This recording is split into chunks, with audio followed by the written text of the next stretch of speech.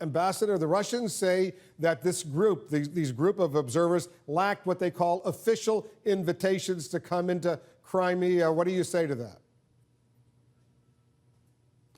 That's just not the case, Wolf. All 57 participating states in the OSCE are signatories of the Vienna document, which is the document under which Ukraine requested this visit, including Russia. And Crimea is part of Ukraine, and there's absolutely the right for Ukraine to request under this document a military observation mission to dispel concerns about tensions or security situation on the ground, which are concerns, by the way, that have been raised by the Russian Federation themselves.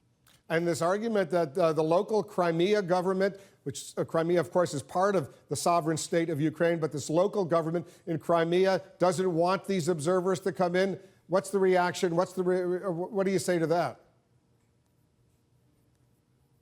Well, the so-called government in Crimea right now is effectively a puppet government. The guy who is leading it got 4% of the vote in the last election there. So, that government does not have authority to decide where the sovereign territory of Ukraine starts and ends. And it is the central government in Kyiv that has the authority to invite on a voluntary basis these observers. And 21 countries and 43 people have taken up that invitation, and we would expect the Russian government, as well as all others who are signatories to the Vienna document, to support full access for them. So what can you effectively do now if these observers are repeatedly blocked from entering Crimea? What's the answer?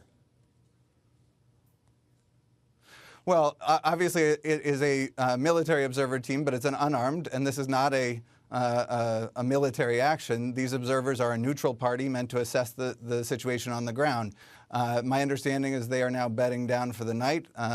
They will meet again as a team and decide how to proceed. But this is really part of a broader picture, which is that, as the President and the Secretary of State have made clear, we will continue to explore avenues for delivering consequences for Russia's illegal actions. At the same time, there's an off-ramp here, and the off-ramp is for Russia to have their military forces go back to their bases, the paramilitaries that they've hired to sent in go back to Russia, and for monitors to come in and address the concerns on the ground. You wrote this, and I'll put it up on the screen, Ambassador. You wrote, referring to the Russian Federation, "We don't have to agree, but we should talk about hard truths. This should not be a forum where we disrespect each other by peddling a big lie." So you're accusing the Russians of a big lie. What is the big lie they're peddling? The big lie they're peddling is that there is some enormously terrible situation on the ground, particularly for ethnic Russians, particularly in the Crimean region of Ukraine.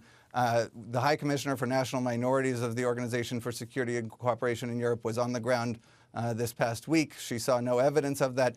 The only reports of the various things that the Russian Federation is using to justify its illegal action come from the Russian Federation's own organs or press organs controlled by the Russian Federation. There are no independent reports that corroborate any of the concerns that they have raised.